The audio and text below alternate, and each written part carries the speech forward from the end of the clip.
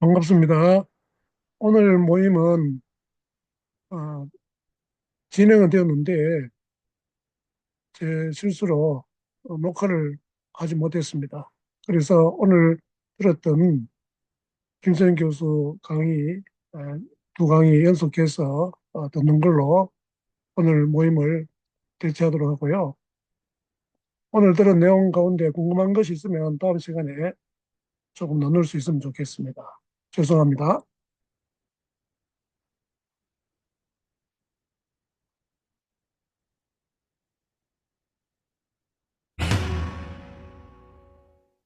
예수의 하나님 나라 복음의 구원론적 표현으로서의 칭의론, 이미 이 개세만의 주권의 전의 칭의론을 주권의 전의로 이해를 해야 된다. 사단의 나라에서 하나님 나라로 옮겨짐으로 이해를 해야 된다. 그런 데서 이미 여러분들이 이제 힌트를 받으셨겠지만 이 문제를 조금 더 자세히 다룰 필요가 있습니다.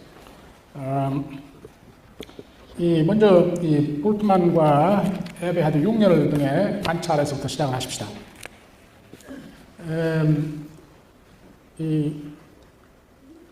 바울의 칭의로는 공고한 복음에서 우리가 살펴보는 예수의 하나님 나라 복음과 그 신앙적 내용이 완전히 일치한다. 다음과 같은 관점에서 일치한다. 이렇게 볼트만도 일찌감치 1960년대에 에베하드 6렬이 더 자세히 논증을 했어요. 예수는 믿음으로 자기에게 나오는 죄인들을 은혜로, 그러니까 율법의 행위 없이 하나님의 의로운 백성으로 영접하고 그들에게 하나님 나라에서의 영생을 약속을 했죠. 그것에 이 바울의 칭의론이 이방인들이 유대인들이 율법의 행위 없이 은혜로만 믿음으로만 의인이라 칭함받는다는 것에 완전히 상한다 이렇게 봤어요. 특히 그 볼트만 6렬에 집중한 것이 바울의 율법에 대한 비판을 굉장히 강조했어요. 이게 다 루터파 신학의 강조점에 따른 것이죠. 근데 여기에 좀 역설이 있는 게 여러분들 아시지만 볼트만은 바울은 역사적 예수를 알려고도 하지 않았고 그의 가르침을 전혀 반영하지 않았다. 그렇게 주장을 했어요. 그래서 역사적 예수가 어떤 분이었고 무엇을 했는가는 별 중요하지 않고 역사적 예수가 그리스도다. 그리스도가 우리에게 어떤 구원을 가져오나 그 캐리그마에만 우리의 신앙과 신학에 집중해야 된다. 그런 신학을 하는 사람으로 유명하죠. 근데 바울이 역사적 예수도 알지도 못했으려니와 역사적 예수를 무시하기까지 했는데 어찌하여 바울의 구원론의 중심인 칭의론이 예수의 하나님 나라 복음과 이렇게 일치하지? 그래서 내가 볼트만이 정말로 이 기적을 믿는 사람이구나. 이 기적 아닙니까? 바울이 역사적 예수에 대해서 전혀 관심도 안 가지는데 어떻게 가르침을 똑같이 하게 됐지? 이 사람이 기적을 믿는 사람이구나. 내가 그렇게 생각합니다. 근데 사실은 이 바울의 칭의론이 예수의 하나님 나라 복음과 지금 볼트만이나 6렬이 관찰한 것보다는 훨씬 더 깊은 의미로 상응을 해요. 그래서 우리가 좀 살펴보려고 해요. 바울은 하나님 아들 예수 그리스도가 우리를 종말에 하나님의 진로로부터 구속한다. 곧 칭의한다. 진로로부터 구속한다는 말은 칭의한다. 그 말에 이 법정적 개념이면 진로로부터 구속한다는 말은 법정적 개념, 최후 심판에서 우리를 하나님의 진로로부터 구속한다는 말은 칭의한다 이 말이죠.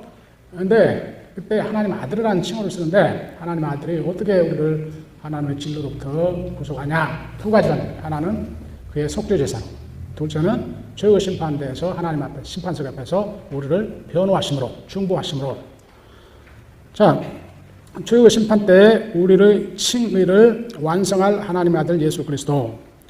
바울은 가끔 복음을 하나님의 아들로 요약하고 정의해요. 내가 거기 써놓은 구절들. 근데 바울만 그런 게 아니에요. 우리 복음서들이나 이 신약의 다른 책들도 그래요. 마가복음 1장 1절 하나님의 아들 예수 그리스도의 복음이라. 마가복음 제일 끝에 클라이맥스에서 십자가에 달린 그리스도를 보고 예수를 보고 백부장이 모든 열방을 대표해서 뭐라고 고백해요? 저분은 과연 하나님의 아들이다. 이런 걸 뭐라고 그래요? 숨이 상관이라고 그러지? 마가복음에 하나님의 아들 예수 그리스도 복음이라 열고 15장 39절에 인류를 대표해서 백부장이 그를 하나님 아들로 고백하는 걸로 이 복음의 클라이맥스 이름. 저 요한복음도 20장 30절 31절에 말하고 이것을 쓴 것은 너희가 예수를 그리스도로 하나님 아들로 알도록 믿도록 하기 위함이다. 하나님 아들. 마태복음도 마찬가지. 그래서 히브리서도 마찬가지. 히브리서 1장이 가장 기본인데 전에 선지자들 통해서 하나님께서 조각조각 다양하게 계시하셨는데 이 종말에 그의 아들을 통해서 온전히 계시하셨다. 왜 히브리서 전체 명제 하나님 아들을 통한 온전한 계시와 온전한 구원 그 논지가 4장 14절에서 16절까지 조금 더 부연이 돼요. 요한계시록은 그걸 그림으로 표현해. 요한계시록의 중심장은 4장과 5장이에요. 하늘에 어좌 하나님의 어좌의 높임 4장에 하나님이 어좌에 앉아 계시고 사생물들과 24장로들과 천천의 장로들이 천사들이 예배하는데 하나님이 어떻게 세상을 통치하시고 구속하시냐 5장 그의 아들 예수 그리스도가 그 어좌에 함께 앉아서 하나님의 통치를 대행 어떤 모습으로 죽임당한 어린 양의 모습으로 그걸 잘 이해를 해야 돼요. 요한계시록 제대로 이해하려면 자 그래서 이 바울만 복음을 하나님 아들로 요약하고 정의하고 좋아하는 게 아니고 신약이 대치로 그러는데 바울에게 있어서 아주 재미있어요. 이걸 보면은 먼저 많은 학자들이 대다수의 학자들은 바울 서신 우리가 지금 가지고 있는 바울 서신들 중에 데살로니가 전서가 제일 먼저 쓰여진 서신이라고 봐요. 일부 소수 그러나 아주 작은 수가 아니고 상당히 많은 소수는 소수인데 그래도 꽤 많은 사람들은 갈라디아서가 우리가 가지고 있는 바울 서신들 중에 제일 먼저 쓰여진 걸로 봐. 제 스승 에베드로스는 그걸 굉장히 강조했어요. 그래서 그분의 제자들은 다 그렇게 믿어요. 나도 그렇게 믿어. 근데 하도 다른 사람들이 데살로니가 전서가 제일 먼저 쓰였다고 하니까 100배 양보해서 그렇다고 하고 근데 제가 지금 데살로니가 전후서 주석을 그 워드 비블컬 카멘트 시리즈를 굉장히 오래 시간을 두고 쓰고 있는데 이 짧은 편지를 보면 볼수록 이게 갈라디아서보다 데살로니가 전서는 50년에 쓰였다는 것이 거의 학자들의 대부분의 학자들이 동의하는 거예요. 갈라디아서가 데살로니가 전서보다 먼저 쓰면 한 48년쯤에 쓰였는데 그러니까 이 데살로니가 전서가 두 번째 편지라 해도 초기 편지야. 근데 이 편지를 짧은 편지를 좀 깊이 주석을 하다 보니까 이 거기에 담긴 내용이 이 갈라디아서, 로마서, 빌립보서 등의 소위 이른바 후기 편지들과 내용이 아주 똑같아. 놀랍게 똑같아요. 근데 그래서 하여간 이 초기 편지에 아주 중요한 구절 하나 보십시다. 1장 9절 10절. 데살로니가 전서 1장 5절에 바울은 이 데살로니가인들이 자기가 선포한 복음을 핍박 중에서도 성령이 주시는 기쁨으로 받았다는 것을 칭찬을 해요. 그리고는 그들의 이 복음을 이제 이 마게도니아와 아가야와 기타 지역에까지 전파하는 사람들이 되었는데 그래서 그 동네 사람들이 너희들의 믿음에 대해서 우리에게 전하는데 이러이러하다 한다. 그게 1장 9절 10절이에요. 그러니까 바울 복음의 요약이에요. 1장 9절 10절이에요. 그들이 마게도니아 아가야와 기타 지역 사람들이 우리에 대해서 우리가 어떻게 너희들 가운데에 처음 선교하러 들어갔는지 어떠한 행태를 취했는지 어떠한 자세로 선교했는지 그리고 너희가 어떻게 우상들을 버리고 하나님께 돌아서서 사시고 참된 하나님을 섬기는지 또 죽은 자들 가운데서 하나님께서 일으키신 하늘로부터 오는 그의 아들 즉 우리를 장차 올 진노로부터 건져낼 예수를 기다리는지를 말한다. 여기 10절, 밑줄진 부분이 10절이에요. 이게 지금 그 복음이 두 마디로 요약이 되는데 하나는 우상을 버리고 사시고 참된 하나님, 한 하나님에 대한 믿음. 둘째는 그의 아들에 대한 믿음. 그의 아들이 어떤 분이라고요? 하나님께서 죽은 자들 가운데서 일으키신 분. 이게 그리스도가 우리를 위해서 죽고 부활했다. 이게 복음의 핵심이지. 그러니까 여기 지금 이걸 뭐라고 그래요? 그리스도 사건? 그리스도 사건이 이렇게 간략하게 진술이 됐어. 그런데 어디에 강조점이 놓였어요? 일으키신. 그래서 하나님의 아들로 선언되신 분. 그분이 어쩐다? 장차 하늘로부터 와서 우리를 장차 올 하나님의 진로로부터 건져낸다. 진로로 건져낸다 이게 뭐예요? 칭의한다 이 말이지. 하나님의 최후의 심판대 앞에서 칭의한다. 누가? 하나님 아들이. 하나님 아들이 어떻게 우리를 하나님 심판대 앞에서 의인이라 최종 선언을 받고 그래서 하나님 진로로부터 구원을 받게 하는 거죠. 자, 바울은 데살로니가인들에게 선포한 자신의 복음 1장 5절을 이렇게 요약하는데 그 복음의 핵심은 하나님의 아들 예수 그리스도가 그의 재림 때에 우리를 하나님의 진로로부터 구원하시리라는 것이다. 즉 우리의 칭의를 완성하시리라는 것이다. 그런 바울은 그들에게 하나님의 아들 예수 그리스도가 어떻게 그렇게 하리라고 가르쳤을까? 아까 슈바이처 같은 사람들은 그 뷰를 따라서 지금 대부분의 학자들은 칭의로는 갈라디아서, 로마서, 빌립보 3장에만 나타나지 다른 편지 안 나타난다 그러는데 이 사람들이 서양 사람들이 문제가 있어요. 이 사람들의 소위 그 원자 분석식 그 해석. 칭의란 말이 안 나오면 칭의론이 없는 거예요. 그런데 하나님 진로로부터 구원한다는 말이 그게 칭의지 뭐야 그러면은 이런 걸 뭐라고 그러면은 내가 이름을 지었어. 이런 게 눈에 보이지 않는 것은 없다고 믿는 사람들을 뭐라고 그래요? 실증주의자라고 그러지. 이 실증주의적 원자 우리말 뭐라 해? 영어로 atomistic exegesis라고 그래. 그래서 바울 신학의 전체 맥락에서 어떤 구절들을 보려고 하고 그 속에 함축된 말, 행간의 뉘앙스를 보려고 하고 거기에 문자로 써 있어야만 나오는 거예요. 써 있어야만. 거기 칭의란 말이 여기 어디 있어야 되는데 이 구절이 없네. 그러니까 칭의는 없다는 거예요. 저기 있다 3장 13절에 하나님의 재판석 앞에서 흠없는 자가 된다는 말이 나와. 그게 칭의지 뭐야. 책망할 것이 없는 자가 된단 말이에요. 그게 칭의지 뭐야 그러면은. 이 서양 학자들의 문제가 있어. 나 열심히 지적해요. 나 서양 사람 아니까 참 좋다고 그런 거 지적해요. 네.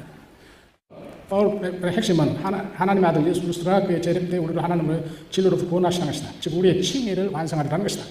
그러면 바울은 그들에게 하나님의 아들 예수 그리스도가 어떻게 그렇게 하리라고 가르쳤을까? 내가 지금 이 주석을 쓰면서요. 여러 전에 쓰여진 주석들을 참조하는데 이 질문을 한 사람은 딱 하나 봤어. 주석 하나. 하워드 마셜. 그리스도가 우리를 하나님 아들을 장차 올 하나님의 진로, 그러니까 최후 심판대에서 진로부터 구속한다. 그런데 주석가들 되게 그렇다고 썼다고만 하고 넘겨. 진로가 무엇이고 뭐 어쩌고저쩌고 이런 거. 근데 어떻게 해서 그렇게 했을까? 이걸 질문한 사람 딱 하나 하워드 마셜. 아이. 그런데 거기에 실마리가 데살로니가 전서에 다 주어져 있어. 어떻게 가르쳤냐? 왜? 데살로니가 전서 4장 14절과 5장 9절 10절까지의 이 짧은 편지에 두 번 그리스도의 죽음과 부활, 이 그리스도의 사건에 대한 그 언급이 있어요. 이런 걸 죽음의 형식이라고 해요. 그리스도가 우리 죄를 위해서 죽었다. 이 말을 The Death Formula라고 해요. 죽음의 형식. 그걸 두 번 인용을 해요. 이 죽음의 형식은 항상 뭘 말해? 그리스도의 우리 죄를 위해서 죽으신 대속의 제사를 말해. 대속의 제사. 그러니까 바울이 데살로니가들에게 대속의 제사에 대해서 가르쳤구나. 대속의 제사는 뭐예요? 하나님의 진로로부터 우리를 구출함이지. 우리 죄 문제를 해결했어. 우리 죄에 대한 진로를 받아버리심으로 그래서 우리 죄를 위해서 그리스도가 하나님 아들로 대신 죽으심으로 우리를 구원하신다고 하는구나. 그러고 보니까 로마서 5장 8절 10절에도 거기서 여러분들 로마서 5장 8절 10절 펴시면 거기 8절과 9절 전반부 그리고 10절 전반부 세 곳을 보시면 무슨 칭호가 나와요 거기? 하나님의 아들의 죽으심 또는 하나님의 아들의 피, 하나님의 아들이라는 칭호가 나오죠. 우리가 어쩐다고요? 그 하나님의 아들의 피 또는 죽음으로 의롭다함을 받는다는 말이 나오죠. 네?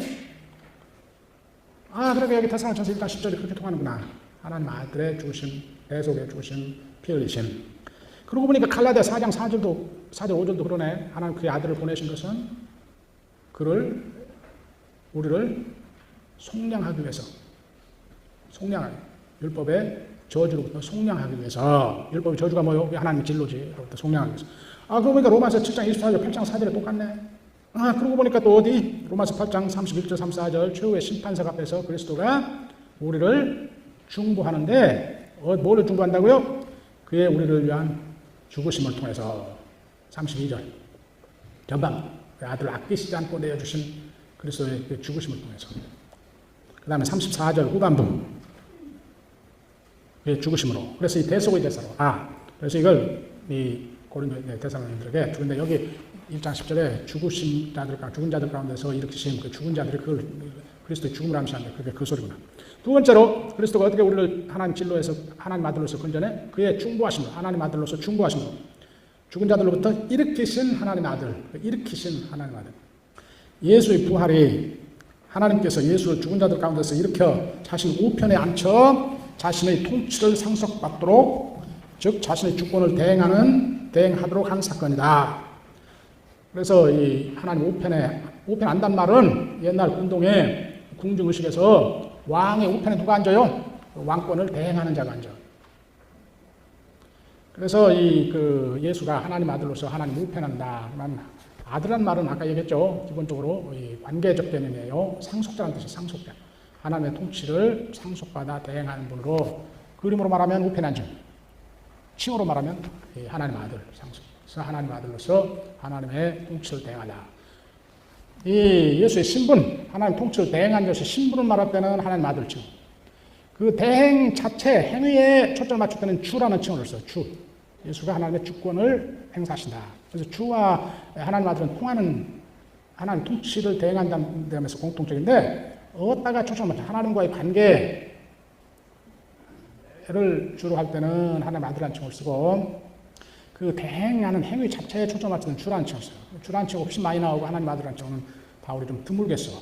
아껴서 써. 중요한 신학적인 논점에서 써요. 자, 그래서 일으키신 하나님 아들. 그래서 이 하나님께서 자기 우편에 높여 이 부활을 그렇게 해석하네요. 어디 무엇에 따라? 시편 110편 1절의 성취로 봐서, 그래서 주 예수 그리스도, 그게 이제 우리가 자세히 볼 로마서 1장 3절 4절에 제일 잘 나타나는데, 우리 주께서 하나님 우편에서 뭐 하는 거예요? 주의 심판 때? 로마서 8장 34절 후반부 뭐예요? 그가 우리를 위해서 중보한다 이 말이에요. 중보한다는 말, 요새 말로 하면 변호한다는 말이에요. 변호. 우리를 변호해요. 이 사람 의인입니다. 이 사람은 이 사단의 나라에서 하나님의 나라로 이전되어 하나님의 통치에, 나의 주권에 의지하고 순종해 산 사람입니다 하고 변호한다 이 말이에요. 그렇게 해서 그러니까 다시 죽음 대속, 우리 죄를 덮어버리고 씻어버리고 죄가를 치르는 제사로, 그리고 최후의 심판 때에서 변호로 우리를 하나님의 진로로부터 건져내. 로마서 5장 8절 10절까지 거기에 뭐가 나와? 진로라는 개념이 돼. 하나님 진로라는 개념. 하나님 진로를 통해서 로마서 5장 8절 10절에 뭐라고 그래요? 그의 피로 절대. 그 다음에 하나님 아들의 사심으로, 거기에 사심이란 말이 나오죠. 생명이란 말 나오지. 그게 부활을 말하는 거예요. 부활. 죽음과 부활. 부활은 뭐? 아까 하나님 우편에 높여 우리를 위해서 중보하신. 그래서 로마서 5장 8절 10절이 로마서 8장 31절 34절과 놀랍게 내용이 같고, 데살로니가전서 1장 10절과 놀랍게 내용이 같아요. 똑같은 게 데살로니가전서 3장 12절 13절에도 쓰였고, 고린도후서 1장 6절 9절에도 쓰였어. 똑같은 게. 주 예수 하나님께서 우리를 최후의 심판 때에 흠없는 자로 확인을 해. 그리스도를 통해서. 근데 그 9절, 그게 고린도전서 1장 6절에서 8절까지예요. 근데 바로 9절에 왜 우리가 그걸 확신할 수 있느냐? 그의 아들과 교제하도록, 그 하나님 아들이라면 그의 아들과 교제하도록, 그의 아들의 구원의 사건에 참여하도록 부르신 하나님은 신실하시기 때문에, 우리말로 하면 미쁘시기 때문에 그 말이 나온 거예요. 그러니까 그가 우리를 최후의 심판에서 흠없는 자들로 확인할 것을 확신한다. 바울이 지금 고린도인들이 흠투성인 것이 지금 고린도전서 본론에서 지금 말할 거거든. 그럼에도 불구하고 바울이 어디다가 지금 희망을 거는 거예요. 하나님의 신실하심, 하나님 아들의 지켜주시고 변호하심, 거기다가 소망을 걸고, 그게 이 고린도전서 서문의 그 감사 부분의, 감사와 기도 부분의 마지막이에요. 클라이맥스예요. 1장 6절에서 9절까지. 거기도 하나님 아들, 하나님 아들이 뭐 한다고? 우리를 이 하나님 심판대에서 흠없는 자들로 확인하는 역할을 한다. 자, 그래서 고린도 데살로니가전서 1장 10절에 요약된 이 하나님 아들의 죽은 자로서 죽음을 통해서 그 속죄 제사로, 그리고 하나님 우편에 높임 받은 분으로 우리를 위한 변호함으로 우리를 최후의 심판에서 하나님 진로로부터 건져내신다. 그 구원을 완성하신다. 그 말이 지금 보시는 바와 같이 로마서 5장, 로마서 8장, 고린도전서 1장 6절 9절과 같은 내용으로 표현이 됐다. 자, 그래 하나님의 아들의 복음, 로마서 1장 2절 4절, 고린도전서 15장 23절 28절, 아까 본 골로새서 1장 13절 14절, 갈라디아서 4장 4절 5절, 로마서 8장 3절 4절 등등. 이 로마서 1장 3절에 4절은 모든 주석가들이 동의하듯이 바울이 인용하는 예루살렘 교회의 신앙 고백이에요. 또는 복음 선포 양식이에요. 왜 그렇게 이 모든 주석가가 동의하냐면 거기 어휘들이 바울이 잘 쓰지 않는 어휘들이에요. 그래서 금방 이게 원래 샘조건으로 만들어진 신앙 고백을 바울이 문자적으로 번역했구나 알게 돼요. 근데 하여간 거기에 보면은 이 바울이 1장 2절부터 복음을 정의하죠. 1절에 자기가 복음을 선포하도록 선별된 사도인데, 복음은 첫째로 그 저자가 누구라고요? 하나님의 복음이라. 하나님이 저자예요. 둘째, 구원사적으로 또는 계시사적으로 정의해요. 선지자들 통해서 성경에 미리 약속하신 것을 성취라. 셋째, 내용적으로 정의해. 내용은, 복음의 내용은 뭐라? 하나님의 아들이다. 복음은 하나님의 아들에 관한 것이다. 복음의 내용이 뭐라고? 하나님의 아들이다. 그리고는 아까 이야기한 대로 예루살렘 교회의 이 복음 또는 신앙 고백을 요약하는데, 이 복음은 하나님 아들에 관한 건데, 하나님 아들은 육신적으로는, 여기 육신적으로는 성결의 영으로는, 성결의 영이란 말, 바울이 성결의 영이란 말 쓰지 않지, 그냥 성령이라고 그러지. 근데 성결의 영이라, 이런 게 다 셈적 언어적인 특색이라고 그래. 근데 육신적으로는, 성결의 영으로는 요 말을 어떻게 번역해야 하고 어떻게 이해할지 이게 좀 힘들어. 주스가 힘들어요. 육신적이란 말, 육신이란 말이 바울의 육신이란 말 많이 쓰죠. 근데 거기 바울이 쓰는 언어가 좀 달라요. 그냥 바울은 육신이란 말은 이 몸이란 말과 구분했으면서 굉장히 부정적으로 쓰이지. 하나님께 자기 주장하는 존재로서의 인간을 육신이라고 해요. 그래서 이 죄와 이 죽음에 얽혀 있는 인간 실존을 육신이라고 해. 몸이란 말은 바울은 우리 몸 또는 우리 실존 전체, 이때 주로 이 부정적인 뜻을 많이 담지 않고 중립적으로 써요, 몸이란 말은. 근데 우리 몸을 산재서 그래요. 우리 실존 전체를 산재서 그렇죠. 그러나 육신을 산재서 그런 말 안 해요. 육신은 항상 죄와 얽혀 있는 죽음의 숙명지어진 하나님께 자기 주장하는 존재로서 인간 말이에요. 근데 여기 지금 육신이란 말은 그런 부정적인 뜻이 없어요. 그러니까 인간으로서는, 그 말이에요. 인간으로서는 다윗을 쓰로 낳고, 아마 우리말 번역이 다윗이 혈통을 하는데 혈통 지워버리고 씨란 말 쓰세요. 꼭 씨란 말 꼭 써야 돼. 왜? 이게 사무엘하 7장 12절 말을 인용하는 거거든. 다윗이 씨. 그 다음에 저기 로마서 끝에 15장 13절에 다윗이 씨란 말이 또 한 번 나와. 그래서 이 1장 3절과 저 15장 13절에 숨이 쌍관이 이루거든. 다윗이 씨란 말이. 그러니까 씨란 말이 함께 쓰여야 그걸 알게 돼요. 한쪽을 혈통이라고 해놓으면은 그게 이렇게 상관하는지 몰라. 다윗이 씨에서 나고, 성결의 영으로는, 성결 영에 의하여 또는 영으로는, 번역이 어려워요. 우리말 거기 번역이 잘못됐어요. 이 능력으로 하나님 아들로 선언되셨다. 그런데 그 능력으로가 선언됐단 말을 수식하는 부사가 아니야. 부사구가 아니에요. 하나님 아들을 수식하는 형사구야. 그러니까 권세를 행사하는, 주권을 행사하는 하나님 아들로 등극했다 또는 선언됐다. 그렇게 했어요. 권세를 행사하는 하나님 아들. 다시 말해 하나님의 대권을 받아 행사하는 하나님 아들로 등극했다 또는 공표됐다. 어떻게 해서? 죽은 자들 가운데서 일으켜져서. 능력을 행사하는, 하나님의 권세를 행사하는 하나님 아들은 무슨 뜻이냐? 주라는 뜻이다. 주 예수 그리스도. 그건 바울의 부언이야. 바울의 부연 설명이에요. 주라, 하나님의 권세를 대행하는, 하나님의 주권을 대행하는 분이 됐다 그 말이다. 복음은 하나님 아들에 관한 것인데, 그분은 육신적으로 다윗으로 탄생하셨고 성결의 영으로 죽은 자들 가운데서 일으켜져 권세를 행사하는 하나님 아들로 선언된 분이시다. 즉 우리 주 예수 그리스도시다. 다윗이 15장 12절과 숨이 쌍관해요. 그러니까 이 로마서는 이 구원론적으로 복음을 전개하는 편지예요, 주로. 그래서 기독론적으로 전개하는 게 좀 많이 강하게 나타나지 않아요. 그런데 이 로마서 1장 3절부터 15장 12절까지 지금 바울이 강해하는, 주로 칭의론적인 범주로 강해하는 이 구원이 예수가 다윗의 씨로, 곧 메시아로 하신, 메시아로서 하신 구원이다 그 말이에요. 메시아로서 하신 구원이다. 그래서 그 숨이 쌍관이에요. 이 본문 1장 3절 4절은 나단의 신탁 전승을 반영한 거예요. 나단 신탁 전승은 사무엘하 7장 12절 14절까지 나오는 선지자 나단이 다윗에게 전달한 하나님의 계시의 말씀이야. 그래서 하나님의 말씀이라, 그 신탁이라고 해요. 신탁, 오라클. 그래서 이 다윗이 이 왕국을 정착시키고 예루살렘 자기 왕궁을 근사하게 지어놓고, 그리고 애를 써서 뭐 하려고 그랬어요? 성전을 크게 지려고 자료를 모으고 뭐 준비를 했지. 그런데 하나님께서 나단을 보내서 다윗에게 약속을 해요. 뭐라고? 너의 수가 다하면 내가 너의 씨를, 자, 씨, 씨란 말이 중요해. 씨를 일으켜서 내 왕위에 앉혀서 너의 집을 세우겠다. 너의 왕조를 세우겠다. 그가 나의 아들이 되고 내가 그의 아비가 한다. 그 말은 무슨 말이에요? 이스라엘의 왕이 누구예요? 하나님이지. 에?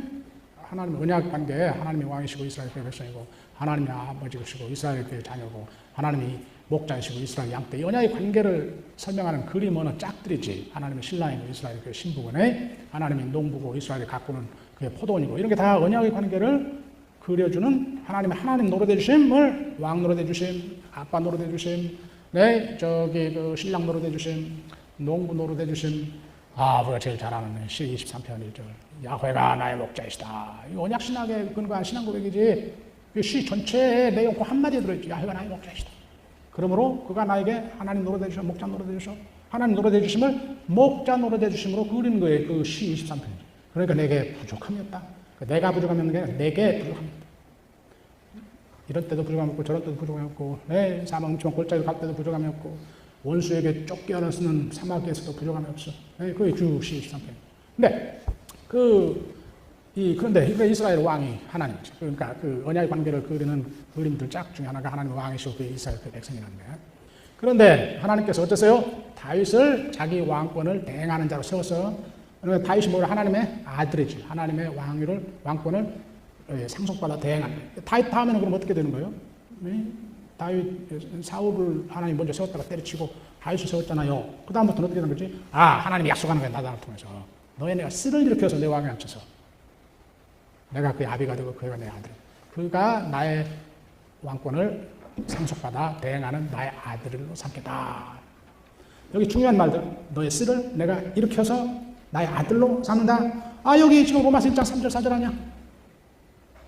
그리스도가. 자, 그래서 그로 하여금 나의 왕권을 대행하게 하겠다. 그 말이에요. 그리고 그래서 내가 너의 집을 세운다. 다윗 왕조를 세운다. 그 말이에요. 그리고 그가 나를 위해서 집을 지켜야 하겠다. 성전을 지켜야 하겠다. 집이 두 번 나오는 게 하나는 다윗 왕조, 하나는 성전. 솔로몬이 그래서 그 약속대로 다윗으로 하나님에서 일으켜져서 다윗 왕이 앉죠. 하나님의 왕권을 그의 백성에 대한 왕권을 대행했지. 그리고 하나님을 위한 집을 세우고 그 다윗 왕조가 성립이 됐죠. 다윗 왕조, 다윗 집안이, 다윗 가문이. 근데 솔로몬을 정점으로 이스라엘의 다윗 왕조가 어땠어요? 남북조로 갈리고 북조는 금방 다윗 왕조는 끝나버리고 남조 유다는 더럽게 지탱이 되다가 어떻게 나중에 다 바빌론 포로로 가가지고 다 끝났지? 그럼 어떻게 되나? 포로 이후에는 이 나단의 신탁이 하나님께서 종말에 다시 한번 성취할 약속으로 이해가 된 거야. 여기서 이스라엘의 종말론 사상, 메시아 대망이 나오는 거야. 그래서 하나님께서 다시 한번 다윗의 씨를 일으키라. 그래서 메시아가 누구야? 다윗의 씨야. 다윗의 아들이야. 아예 다윗이야. 다윗의 가지야. 다윗의 순이야. 이런 게 다 메시아 칭호들이에요. 여기서 나오는 거야. 그러니까 여기서 다윗이란 말이에요. 예수가 이 다윗 왕조를 성립시킨 나단의 신탁의 종말적인 성취로 메시아로 났다. 그 말이에요. 여기 다윗으로 났다. 근데 그를 하나님께서 죽은 자들 가운데 일으켜 자기 우편을 높여나온 시편 110편 1절을 지금 그의 부활이 하나님께서 야훼께서 내 주께 말씀하시되 내가 너희 원수들을 내 발등상 되게 할 때까지 내 우편에 앉으라 하셨다. 다윗은 노래로 되어 있어요. 110편에. 예수 달성하게 그 문제를 가지고 그 본문을 인용하면서 당시 서기관들의 메시아론에 대해서 시비를 걸어요. 예수께서. 마가복음 12장에 보면은. 자, 그런데 예수의 죽음과 부활을 체험한 제자들이 보기에 시편 하나님께서 예수를 죽은 자에서 일으키시면 자기 우편에 앉히십니다. 그래서 여기 이 사무엘하 7장 12절 14절에 내가 너의 씨를 일으켜 내 왕위에 앉힌다고 한 말이 성취됐다.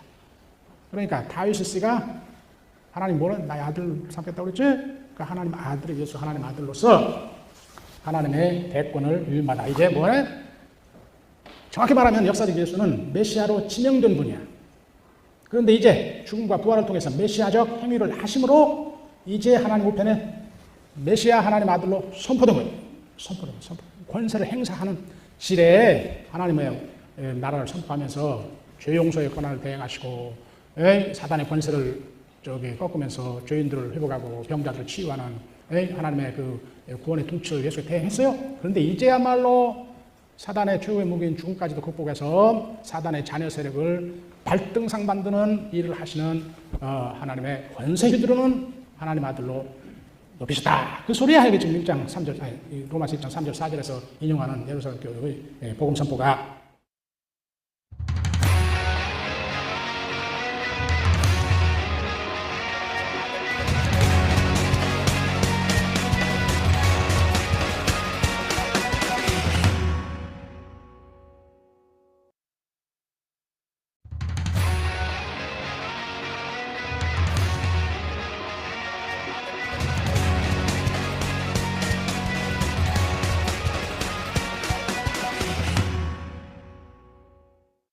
근데 이제 죽음과 부활을 통해서 메시아적 행위를 하심으로 이제 하나님 우편에 메시아 하나님 아들로 선포된 거예요. 권세를 행사하는 시대에 하나님의 나라를 선포하면서 죄 용서의 권한을 대행하시고 사단의 권세를 꺾으면서 죄인들을 회복하고 병자들을 치유하는 하나님의 그 구원의 통치를 예수께 대행했어요. 그런데 이제야말로 사단의 최후의 무기인 죽음까지도 극복해서 사단의 자녀 세력을 발등상 만드는 일을 하시는 하나님의 권세 휘두르는 하나님 아들로 높이셨다. 그 소리야 이게 지금 1장 3절, 로마서 1장 3절 4절에서 인용하는 예루살렘 교회의 복음 선포가. 자, 그래서 이렇게 로마서 1장 3절 4절 예수의 제자들이 하나님 나라 복음을 선포한 예수의 죽음과 부활을 체험하고 그의 부활은 하나님이 그가 과연 하나님 나라 통치를 대행하는 메시아 하나님 아들이다 하는 것을 확인한 사건이고 그를 자신의 우편에 높여 만유의 주가 되게 한 사건이라고 해석하고는 그러므로 예수는 하나님의 아들로서 만유의 주로서 지금 현재 하나님의 통치를 대행하는 분이다고 고백한 것이다. 이것은 예수의 하나님 나라 복음을 그의 죽음과 부활에 비추어 새롭게 표현한 것이다. 이렇게 예수의 하나님 나라의 통치의 복음이 예수의 죽음과 부활 후 사도들에게 하나님 나라 하나님의 통치를 대행하는 하나님 아들 만유의 주 예수 그리스도의 복음으로 전환된 것이다. 19세기부터 이 학자들이 예수가 하나님 나라 복음을 선포했는데 어찌하여 그의 사도들은 하나님 나라란 말은 별로 안 쓰고 이제 예수가 그리스도다 주다 하나님 아들이다 그의 죽음 우리를 위한 속죄의 죽음이다. 예수를 선포하나? 예수가 선포자였지? 예수가 선포자. The preacher. 예수가 선포자였지. 하나님 나라 선포자. 그런데 이 사도들의 복음에는 The preacher. 선포의 대상이 돼. 선포의 대상. 그것도 예수는 하나님 나라의 복음을 선포했는데 하나님 나라 우리의 킹덤 오브 갓. 그런데 이 사도들은 그리스도의 죽음과 부활을 선포해. 이게 전혀 별개의 복음 아니냐? 특히 이 바울이 이렇게 예수의 복음을 변질시킨 거 아니야? 지금까지도 많은 사람들이 이렇게 오해를 하고 신학을 별로 공부하지 않은 이 대중 저널리스트들이 이런 식으로 문제를 많이 제기하는데 이건 아주 피상적인 천박한 생각에 지금 우리가 곧 보겠지만 자, 그래서 지금 이야기한 바와 같이 이 그리스도의 죽음과 부활을 내가 그걸 복음이란 무엇인가에도 좀 자세히 써놨고요. 어째서 이 하나님 예수의 하나님 아들의 복음이 사도들에 의해서 그리스도의 죽음과 부활 복음으로 전환될 수밖에 없나? 그게 전환될 수밖에 없게 돼 있어요. 두 개의 복음이 아니라 하나의 복음인가? 그리고 신약성이 어떻게 읽을 것인가 거기에도 내가 아마 자세히 써놨을 거예요. 궁금한 거 있으면 거기 한번 보세요. 근데 여기 지금 중요한 것은 예수가 메시아로서 하나님의 통치를 지상에서 대행하신 분이 이제 그의 죽음과 부활을 통해서 하나님 우편을 높임 받아 이제 온 우주적으로 대행하는 분이다. 그런 의미로 하나님 아들아 선포되게 되다. 만유의 주로 선포되게 되다. 그것을 지금 이 로마서 1장 3절 4절에 간략하게 요약해서 나오는 그걸 풀어 쓴 것이 고린도전서 15장 24절에서 28절까지예요. 거기에 고린도전서 15장 24절에서 28절까지. 예. 거기 지금 그 로마서 1장 4절에 간략하게 표현된 말을 푼 거예요. 이 하나님, 그가 예수를 하나님께서 죽은 자 가운데서 일으켜서 자기 우편에 높이시면, 그래야 하나님 자기의 통치권을, 우주적 주권을 대행하는 하나님 아들로 선포하시면, 여기서 뭐라고 풀었어요? 고린도전서 15장에. 하나님께서 이제 사단의 최후의 무기인 죽음을 무찔렀으니 나머지 사단의 자녀 세력을 소탕해 가라고 그의 대권을 위임하셨다. 그러니까 예수 하나님 우편에서 뭐 하는 거예요? 하나님의 적대 세력들을 지금 소탕해 가는 거예요. 소탕해. 위임받은 하나님의 대권을 가지고 어디 써진 대로 시편 110편 1절 씁니다. 너의 원수들을 발등상등에, 발등상등은 완전히 항복시킨단 말이에요. 그 어좌 앞에 발 괴는 상 만든단 말이에요. 그 원수들을 완전히 굴복시킬 때까지. 그래서 지금 결정적인 승리를 얻어서 하나님 아들이 그의 부활로. 그런데 뭐가 아직도 있어요? 사단의 세력이 지금도 저항을 해. 이게 2차 대전 후 그 D-Day 승리와 빅토리데이, V-Day 승리를 그림으로 많이 쓰지. 네? 1944년 6월 15일이니까 영미 연합군이 노망디의 해변에서 독일군을 결정적으로 깼어. 그게 D-Day의 승리라는 말이에요. 그렇다고 해서 전쟁이 끝났어요? 아니지. 저 거의 1년, 정확히 말하면 11개월, 1945년 5월 8일 베를린을 함락해서 히틀러의 후계자였던 드니츠 제독이 항복 선언할 때까지 어쩌겠어요? 계속 독일에 저항하는 자녀 세력들을 무찔러 가야겠죠. 그게 지금 이 신약의 이 종말론의 그림에 잘 맞는 거다. 예수 그리스도가 부활로 사단의 최후의 무기인 죽음을 극복했지만은 그것은 사단의 등뼈를 분지는 정도야. 아직도 사지에 힘이 많이 남아서 저항을 해요. 그것을 지금 하나님 우편에서 예수가 하나님 아들로 하나씩 정복해 가는 거예요. 그래서 온 우주에 하나님 나라에 대한 저항 세력을 다 제거해서 온 우주를 평정시켜 다 하나님의 통치에 굴복하게 해서 그때 아들도 유인받은 하나님의 통치권을 하나님께 돌려드린다. 그래서 창조주 하나님이 온 우주에 유일하게 군림하는 하나님이 되시고 온 우주가 원래의 창조의 질서를 회복한다. 이게 그 본문이에요. 이게 지금 뭐예요? 여기 로마서 1장 3절 4절에 예루살렘 신앙고백을 바울이 해석한 거예요. 푸는 거예요. 그것이 아까 이야기한 골로새 1장 13절 14절에 같은 사상이 나타났어요. 지금 하나님 나라가 하나님 통치가 누구에 의해서 대행돼? 그의 사랑하는 아들의 나라로 대행돼.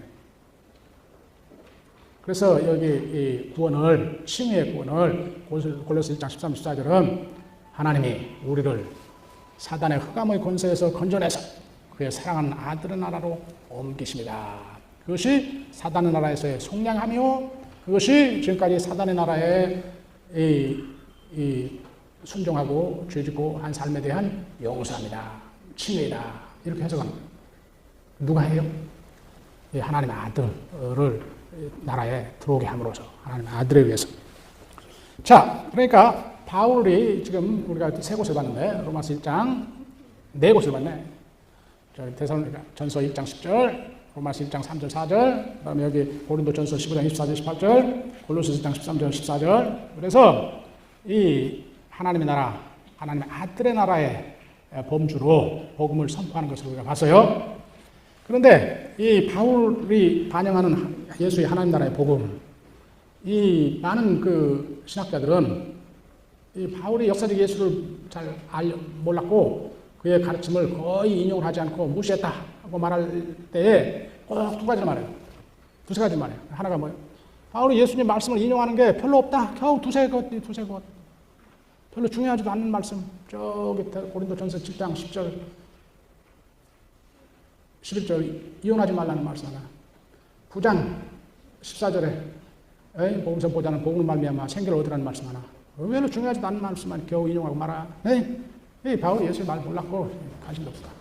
둘째, 그러니까 예수의 하나님 나라 복음 선포했는데 바울이 하나님 나라 말 잘 안 쓰지 않냐. 겨우 8번 쓴다. 겨우 8번 나온다. 바울 서신에 하나님 나라라는 말 8번 나온다. 그 말을 꼭 그렇게 말해요. 그런데 사실은 하나님 나라라는 말은 유대교 문서에는 아주 드문 말이야. 그 내용, 하나님 나라라는 말이 말하고자 하는 신학적 내용은 구약의 근본이지, 언약신학의 표현은 하나님 왕이시고 그의 백성이다. 그러나 하나님 나라는 수거는 잘 안 나와요.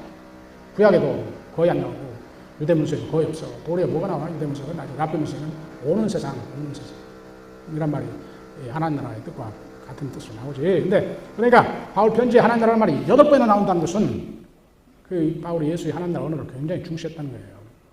예수의 하나님 나라 가르침을 직접 받은 제자들도 하나님 나라 많이 안, 사도행전도 많이 안 나와요. 사실은. 자, 그 8번 나온 걸 내가 적어놨어요, 거기. 그런데 바울이 그럼 하나님 나라라는 말 쓸 때 하나님 아들의 나라라는 의미로 쓰는데 여기서 그 사상적 내용을 분석하면 첫째, 묵시적 의미를 집행해요. 예수도 이 하나님 나라를 사단의 나라에 대항하는 개념으로 쓰셨거든. 그래서 사단의 통치를 멸망시키고 하나님의 통치를 세움, 이런 것을 묵시적 언어라고 그래. 곧 이 선과 악의 우주적 선과 악의 대결을 우주적 관점에서 살피는 것을 묵시적 관점이라고 그래요. 그래서 이 예수의 이 하나님 나라 복음이 이 죄악과 죽음을 가져오는 이 사단의 나라를 멸망시키는 걸로 예수께서 보시기 때문에 이걸 묵시적 관점이라고 그래. 그게 가령 마가복음 3장 22절 27절, 마태복음 12장 22절 30절, 누가복음 11장 14절 23절 아주 유명한 구절이지. 예수께서 귀신 쫓고 병자 치유할 때 무엇을 힘을 빌려서? 하나님의 영의 힘을 빌려서. 또 저기 누가복음의 표현으로만 하나님의 손가락으로 한다 이 말이에요. 초월의 하나님의 임재의 힘으로. 그러니까 나의 이 병자 치유와 이 귀신 쫓고 병자 치유함에 초월의 하나님의 내재의 구원의 통치가 나타나고 있어. 그러니까 그런 의미로 하나님 나라가 이미 너희들 가운데에 임했다. 어떻게? 사단이 가져오는 이 병고, 치유, 회복. 이 하나님의 구원의 통치가 여기 지금 현실화되고 있습니다. 나라를 통해 현실. 하나님 나라가 미래에 오는 뿐만 아니고 지금 벌써 와서. 또 누가복음 10장 17절 18절에 예수께서 제자들을 보내서 하나님 나라 복음 선포하고 병자들 치유하러 보냈지. 그들이 돌아와서 뭐라고 그래요? 기뻐서 당신의 말씀에 어쨌다. 심지어 귀신들까지도 굴복했다. 그러니까 예수가 뭐라고 그래요? 그렇다. 너희들의 선교할 때 하늘에서 사단이 굴러 떨어지는 걸 봤다. 사단의 그 패퇴, 하늘에서 굴러 떨어져 땅 위에 굴러 떨어지는 거예요. 그래서 이렇게 예수도 자기 하나님 나라 이 운동을 우주적 관점에서의 선과 악의 투쟁의 관점에서 봤고 사단의 나라와의 투쟁의 관점에서 봤어요. 그걸 지금 본 바와 같이 바울도 그 하나님 나라의 이 우주적 관점, 묵시적 관점, 방금 본 거예요. 15장, 고린도전 15장 24절, 28절. 이 사단의 자녀 세력을 굴복시켜서 온 비조 세계를 하나님의 왕권 아래 평정시켜가는 과정으로 하나님 나라를 보는 거예요. 네? 골로새 1장 13, 14절. 하나님 흑암의 권세에서 구속해낸 뭐 관점에서 이 그리스도의 구원의 사건을 보는 거예요. 그런데 예수께서 이 묵시적 틀을 유지하면서도 중요한 것은 그걸 주로 어디다가 포커스를 맞췄어? 조용서에 포커스를 맞췄어. 조용서에. 이 하나님 나라. 예수가 하나님 나라 복음 선포한 의도가 뭐예요? 죄인들의 회복이야. 죄인들을 예수께서 뭐 하러 왔다고? 내가 뭐 하러 왔어요? 인자가 뭐 하러 왔어? 죄인들을 굴러내려 왔어요. 사단 나라에서 굴러내려. 그래서 하나님 나라로 믿음으로 들어오도록. 네? 예수는 사단 나라로부터 하나님의 나라로 옮겨 얻는 구속의 주된 표현을 죄 용서와 죄로 말미암은 고난들로부터 해방으로 여겼어요. 거기에 포커스했어요. 그래서 주께서 가르쳐 주시도 마찬가지예요. 주께서 가르쳐 주시도 당신 청원 세계의 중심 청원이 뭐예요? 당신 나라가 임하게 하소서. 근데 당신의 나라가 임한다는 말은 뭐냐? 죄 용서. 우리 죄를 용서하소서. 우리 일용할 양식을 주소서. 우리 죄를 용서하소서. 그리고 우리를 다시 사단의 시험에 굴러 떨어지지 않게 하소서. 이 사단의 시험에 굴러 떨어지지 않게 해서 이 우리 청원 마지막 청원하고 위에 당신 나라가 임하게 해서 이게 숨이 쌍관을 이루는 거예요. 숨이 쌍관을. 당신 나라가 임하게 하소서. 그래서 우리가 이 결핍으로부터 해방이 되어서 하나님의 아빠 노릇해 주심에 덕입을 사는 일용할 양식을 공급하는 삶을 하게 해주시고 우리가 이 죄로부터 해방이 돼요. 우리 죄를 용서하소서. 그럼 우리도 우리에게 죄진 자를 용서해 주겠나이다. 그렇게 번역해야 된다고 내가 산상순 강의에서 썼지. 아니, 주기도문 강의. 아까 내 산상순 강의라고 하는 주기도문 강의인데 주기도문 강의에서 썼지. 그래서 이 하나님 나라의 그 묵시적 다이멘션도 유지하면서 이게 사단의 나라의 대결이다. 우리적 관점에서 사단의 대결이다. 유지하면서 그러나 하나님 나라의 포커스는 어디다가? 죄인들의 회복에 맞춰서. 그래서 예수께서 제일 많이 한 치유가 뭐예요? 안전병 일으킨 거예요. 문둥병자 고친 거예요. 소경 눈 띈 거예요. 예수께서 제일 많이 한 치유. 죄인들의 회복에 죄인들의 회복. 그래서 예수의 별명이 뭐예요? 누가복음 7장, 마태복음 11장. 네? 술 좋아하는 자요, 탐식하는 자요, 죄인들의 친구라. 그래서 이 하나님 나라 복음 선포에서 회개한 자들 뭐예요? 사단 나라에 등을 돌리고 하나님 나라에 들어온 자들. 그들이 하나님 나라의 백성으로서 하나님의 종말의 구원에 참여할 것을, 종말의 구원을 예수께서 뭐라고 그랬죠? 항상 잔치. 그것을 미리 맛보게 하기 위해서 그들과 먹고 마시는 잔치를 한 거예요. 그리고 하나님 나라 비유, 잔치의 비유로 여기 탕자에 대해서 큰 혼인잔치의 비유를 생각해 보세요. 그래서 하도 그걸 많이 해서 적대자들이 예수를 죄인들의 친구라, 탐식하는 자요, 술 좋아하는 자요, 죄인들의 친구라고 이름을 붙이고요. 그렇게 해서 예수를 욕을 한 거예요. 자, 그러니까 예수가 이 하나님 나라의 이 묵시적 틀을 유지하면서도 어디다 포커스만? 조용서에. 이게 뭐가 똑같아? 바울의 아까 골로새 1장 13, 14절 하나님 나라의 사단 나라에서 흑암의 권세에서 건져내서 하나님 나라 옮김을 강조하면서도 그것을 뭘로 해석해요? 조용서예요. 조용서. 그 속량이 조용서라는 칭의에 이 포커스를 맞춘 하나님과 올바른 관계 혹시 조용서. 그래서 골로새 그래서 먼저 궁극적으로 뭘 한다? 죄를 용서를 받고 그 다음에 궁극적으로 뭘 한다? 죽음으로부터의 해방. 그게 이 고린도전서 15장 24, 28절 마지막 원수는 뭐라고요? 죽음이라. 죽음을 극복하는, 죄와 죽음을 극복하는 걸로 이 사단의 나라에서 해방을 포커스를 맞췄어. 인간의 죄와 죽음으로부터의 해방. 이걸 사단의 나라로부터 해방. 우리가 관심 갖는 이 세상이 어떻게 변하고 여기가 다 황금으로 변하고 무엇이었고 이런 게 예수는 하나도 관심 없었어. 바울도 하나도 관심 없어. 하나님 나라는 뭐? 죄인들의 회복이요. 죄로 말미암는 죽음의 극복이요. 죽음이 어떻게 뭘로 지금 증상을 나타내죠? 고난들로 증상을 나타내. 그것의 극복이요. 거기에 맞춰서 예수도 그렇고 지금 바울도 마찬가지. 바울. 무슨 뭐 여기에 무슨 에메랄드 문이 생기고 뭐 황금 아파트가 생기고 하나도 관심 없어요. 유대 묵시문학에 번쩍번쩍하는 그림들 하나도 예수 쓰지 않아요. 바울도 쓰지 않아요. 하나님 나라 이야기하면서 중요한 것은 죄인들의 회복이요. 그들의 용서가 하나님 나라에 하나님 올바른 관계 회복되며 결국 그들의 죄와 죽음을 극복하며 영생을 얻으며 거기에 포커스 맞췄어요.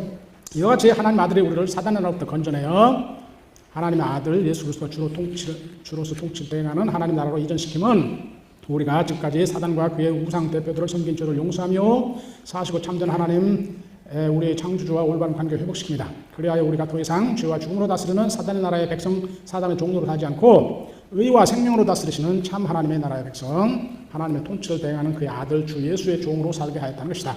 이러한 주권의 전의를 바울은 칭의라고 하는 것이다. 또 예수의 하나님 나라 선포의 중요한 엘리먼트가 뭐예요? 제자도 요구, 하나님의 백성으로서의 살기, 하나님의 통치를 실제로 받기, 하나님의 통치를 실제로 받기. 그게 제자도의 삶. 자기를 부인하고 십자가를 지고 예수를 따를 것, 즉 예수의 가르침을 지켜 하나님 나라의 법을 지켜 선한 열매를 맺을 것. 이게 예수의 하나님 나라의 선포의 중요한 엘리먼트지. 하나님 백성을 살기, 예수의 가르침을 지키기, 예수가 두 사랑계명으로 요약한 법을, 하나님의 법을 지키기. 그래서 뭐 하기? 선한 열매를 맺기. 그 열매를 보고 나무로 안다는 거예요. 산상수 끝에 뭘 해야 된다? 선한 열매를 맺기. 이 선한 열매하고 바울의 빌립보서 1장 11절에 의의 열매하고 통하는 말이지. 자, 이 예수의 이 하나님 나라 선포의 제자도의 요구와 비교할 게 뭐예요? 바울의 칭의론의 관계론적음에서 나오는 하나님의 통치에 순종하기, 순종하여 살기, 하나님 주 예수 그리스도 주권에 의지하고 순종하고 삶으로써, 즉 하나님의 법, 그리스도의 법을 지킴으로써. 고린도전서 9장 21절에 바울이 뭐라요? 자기는 더 이상 모세 율법 아래 있지 않다. 그렇다고 해서 무법자가 아니고 하나님의 법, 곧 그리스도의 법 안에 있는 사람이다. 그리스도의 법이라는 개념, 내용적으로는 이중 사랑계명이에요.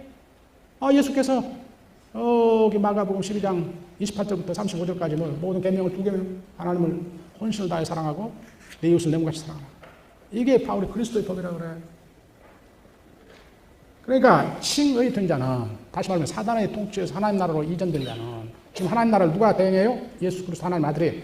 그러니까 사단 나라에서 하나님 아들의 나라로 이전된 자는 어찌해야 된다? 주 예수 그리스도의 법을 지켜야 된다 이 말이에요. 그리스도의 법, 그리스도의 법이에요. 이중 사랑계명, 이중 사랑계명. 하나님을 혼신을 다해 사랑하고 이웃을 내 몸같이 사랑함. 하나님 사랑의 반대말이 뭐라고요? 우상 숭배. 그러니까 여기 데살로니가인들이 뭐라고? 우상을 버리고 사실을 참된 하나님께 돌아섰어. 근데 예수께서 가장 내가 맨날 강조하는 말, 예수께서 가장 경계하는 우상 숭배 형태가 뭐라고요? 만몬 우상 숭배. 누구든지 만몬과 하나님을 동시에 섬길 수 없다. 만몬 우상 숭배. 우리에게 절실한 거예요. 지금 그거예요. 우상 숭배하면 맨날 무슨 불상에 절하고 무슨 죽은 조상 제사 지는 이런 것만 생각하는데 이런 건 별로 없어요. 그런 건 파괴력도 별로 없어. 모든 우상 숭배는 파괴력이 있어요. 근데 그런 건 저 한강가에 빌고 무슨 계룡산에 가서 비는 거 이런 건 파괴력이 별로 없어요. 진짜 파괴력 있는 우상 숭배는 이 만몬 우상 숭배죠. 저 2007년 8년에 월스트리트의 이 금융가들 이 탐욕 만몬 우상 숭배가 전 세계 70억을 이 경제 공황 속으로 몰아넣어가지고 얼마나 많은 사람들 실업하고 폐가망신하고 자살하고 이러면 경제전쟁으로 지금 온갖 사람이 다 죽잖아요. 만몬 우상숭배, 인간성을 황폐화하잖아요. 인간을 타락하게 만들잖아요.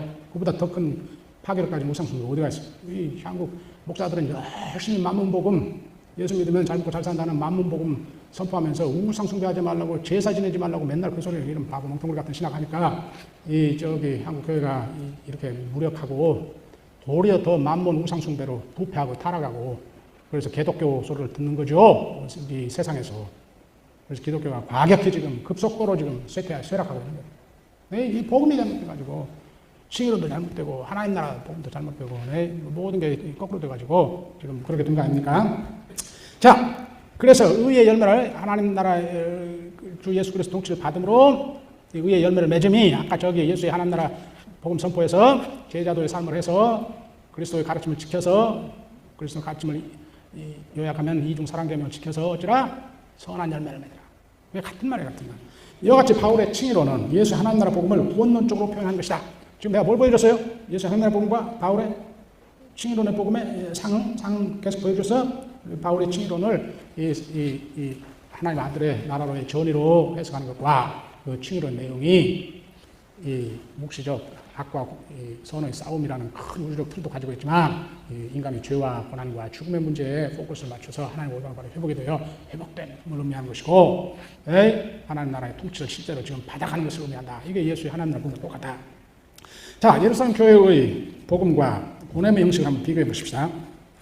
예루살렘 교회 복음 아까 로마서 1장 3절 4절은 그 자체로서는 하나님 아들의 선제 사상을 담고 있다. 선제 사상, 그러니까 이 성육신 전부터 존재하신 사상을 담고 있지 않다. 그러나 바울은 이것을 인용하기 위해서 덧붙이는 서언으로, 거기 바울은 또 나왔네요. 두 번째 나온 바울은 지어버리시고 서언으로 그 복음이 선제 사상을 담도록 만든다. 이것은 본문을 보냄의 형식, sending 포뮬라를 나타내는 갈라디아 4장 4절과 5절과 비교하면 잘 드러난다. 이것도 구문이, 헬라어 구문이 영어와, 거꾸로 말합시다. 영어 구문이 헬라어 구문과 같으니까 이 영어로 비교하면 잘 나타나요. 우리말은 구문이 완전히 달라가지고 비교하기가 조금 용이하잖아요. 그래서 미안합니다. 영어를 써서. 근데 저기 그 복음은 로마서 1장 3절 그의 아들에 관한 것인데 그의 아들은 육신적으로는 다윗으로 났다. 이 말과 갈라디아 4장 4절 하나님께서 그의 아들을 보냈다. 보내서 어떻게? 여자의 몸에서 나다. 인간이 되겠단 말이에요. 율법 아래 나다. 유대인으로 낳게 됐다. 이 말이에요. 율법의 멍에를 쓴 유대인으로 낳게 됐다. 그 말이에요. 갈라디아 4장 4절. 여기 지금 지금 로마서 1장 3절 2절 끝에 내가 괄호로 넣은 말, 그게 바울의 서언이거든. 그 말을 재놓고 보면은 그리스도가 다윗으로 났다 할 때는 그리스도의 선제 사상이 안 나타나요. 그런데 그리스도가 하나님의 아들로서 그 하나님 아들이 다윗으로 났다 할 때는 그렇게부터 읽으면은 뭐가 똑같아? 하나님 그의 아들을 보내서 여자의 몸에서 낳게 했다는 말과 구조가 같지? 그래서 이 선제 사상이 나타나는 거죠. 이것은 뭘 말하냐? 바울이 로마서 서두에서 예루살렘 복음을 인용할 때 보냄의 형식이 담고 있는 선제한 하나님 아들의 성육신과 그의 속죄 제사로서의 죽음을 통한 구속의 사상을 함축하여 이해하면서 그렇게 한 것을 짐작하게 한다. 이 보냄의 형식과 내어줌의 형식이 하나님 아들이라는 말과 쓰는 두 문장 형식이 하나는 보냄의 형식, 하나는 내어줌의 형식인데 두 개가 말하는 게 하나는 선제하신 그리스도를 하나님께서 그의 대행자로 그의 구원의 에이전트로 세상에 보내심. 그래서 구원을 이루심. 그게 보냄의 형식이 말하고자 하는 바이고 내어줌의 형식은 그를 이 속죄 제사로 내어주셔서 우리를 구속하게 했다. 그렇게 해서 하나님이 그의 사랑을 보이셨다 하는 것이 보냄의 형식의 그 내용이에요. 거기 보십시다. 내가 좀 보였는데 보냄의 형식은 하나님께서 그의 아들을 보내셨다. 그리고 목적, 뭐 하기 위해서? 우리를 구원하기 위해서. 우리를 율법으로부터 속량하기 위해서 갈라디아 4장 5절 거기 이중 목적. 또 하나는 우리를 하나님의 자녀들이 되도록 하기 위해서. 하나는 부정적으로 율법을 속량하기 위해서. 하나는 긍정적으로 우리를 그의 자녀들이 되도록 하기 위해서. 목적은 항상 우리 구원이에요. 똑같은 문장 형식이 로마서 8장 3절 4절 요한복음 3장 17절 16장 17절 하나님 그의 아들을 보내셨다. 목적 세상을 정죄하려가 아니고 세상을 구원하시려. 로마 3장 17절 요한일서 4장 9절 10절 등등 하나님 아들 예수 그리스도 하나님의 전권 대사로서 하나님의 구원 사역을 실행하신 분이다. 그 말에 내주의 형식은 하나님께서 그의 아들을 내주셨다. 목적 항상 우리의 구원. 로마서 8장 32절 갈라디아 2장 20절 제일 잘 알린 로마서 요한복음 3장 16절 하나님 그의 아들을 주셨다. 목적 우리로 하여금 영생을 얻도록 하기 위해서 목적. 네? 이게 이런 걸 내주의 형식이라고 그래. The giving of formula. 하나님께서 그의 아들을 주셨다. 이거예요. 하나님의 아들 예수 그리스도는 하나님의 사랑의 체현으로서 이 내주의 형식이 나올 때는 항상 하나님의 사랑이 강조돼. 하나님의 세상을 이처럼 사랑해서 그의 아들을 목적이 뭐예요? 우리로 하여금 영생을 얻도록 하기 위해서. 그 사랑의 체현으로서 그의 대속의 제사로서 죽음으로 하나님의 구원 사역을 실행하신 분이면 그러니까 로마서 1장 2절에서 4절까지의 복음을 그걸 바울이 복음이라고 해. 복음은 뭐라? 하나님 아들에 관한 것인데 하나님 아들은 다윗으로는 육신적으로는 다윗으로 낳고 성결의 영으로 부활한 일으켜져 죽은 자 가운데 일으켜져서 하나님 우편에 높임받아 하나님의 권세를 대행한 하나님 아들이다. 이렇게 간단한 두 문장인데 바울은 같은 로마서에 지금 1장 3절 4절에서 그렇게 쓰고는 5장에 가서 뭘 쓸 거예요? 그런데 이 하나님 아들이 뭐 한다? 우리를 위해서 속죄 제사로 자기를 내주셨다. 그리고 최후 심판 때 부활하신 이로 우리를 중보해서 우리를 하나님의 진노로부터 구원하실 겁니다. 로마서 5장 8절 10절까지 쓸 거예요. 또 8장 3절 4절에 가면 또 뭘 쓸 거예요? 거기 보냄의 형식. 그 하나님 아들 어떤 분이에요? 하나님부터 보냄받아서 그 육신에서 이 세상의 모든 죄를 몰아가지고 정죄받아서 우리로 하여금 이 죄값을 치러버리게 하셔서, 그래서 우리가 하나님의 율법의 정당한 요구를 실현하는 의인들로 살게 했다. 그게 로마서 8장 3절 4절 보냄의 형식. 저기 8장 32절 34절 가서 또 무슨 소리 할까요? 하나님 아들은 최후 심판 때 우리를 위해서 변호하실 분이다. 이게 지금 바울이 쓸 거예요. 하나님 아들에 대해서.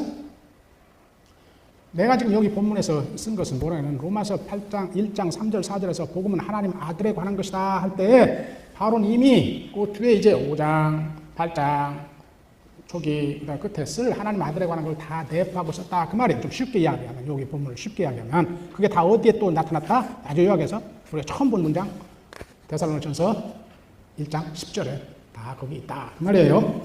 그러니까 이 바울의 복음을 로마서 8장 3, 4절과 로마서 8장 32절을 함축한 것으로 간주하고 보면 복음은 하나님 아들에 관한 것인데 그분은 하나님께서 보내셔서 로마서 8장 3절 육신적으로 다윗으로 탄생하셨고 우리를 위하여 우리를 속량하여 의인 되게 하기 위해 대속을 제사 내주셨고 8장 3절 성결형을 중자들 가운데 일으켜져 권세를 행사하는 즉 사단의 세력을 소탕하고 최후 심판대 우리를 위해 중보할 어디? 로마서 8장 32절 하나님 아들로 선언된 분이시다. 즉 우리 주 예수 그리스도시다.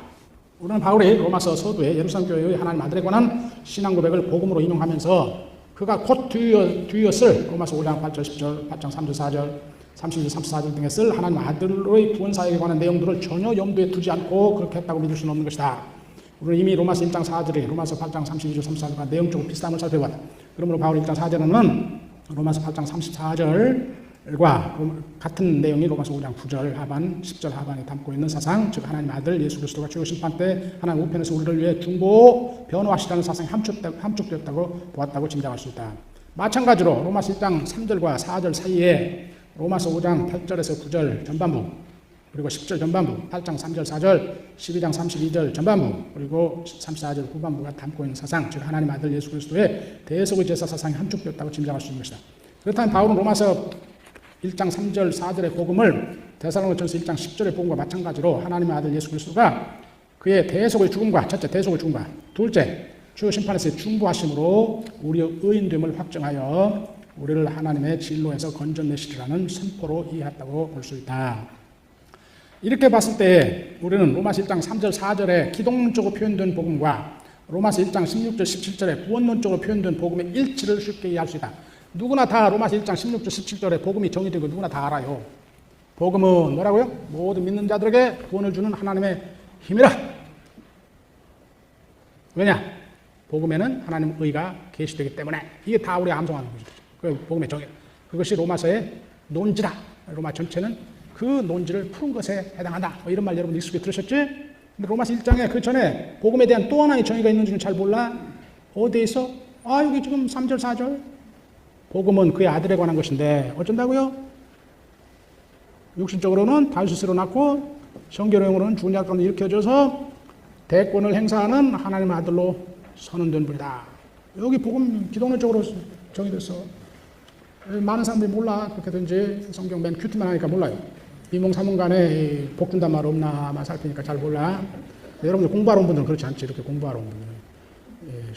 복음을 좀 깊이 하려고 여기 오신 분들은 그렇지 않은데 대부분 사람들 신학자들도 주석가들도 이 로마서 1장이 로마서 서문이지 지금 1장 1절부터 17절까지가 여기 복음이 정의가 두 개 나오는데 이게 어떻게 연결된지를 잘 몰라요. 그래서 많은 주석가들은 바울이 로마서를 쓴 목적들 중에 하나가 로마 교회를 거쳐서 스페인으로 선교가는데 로마 교회를 자기의 이제 지원교회로 얻고자 하는 의도.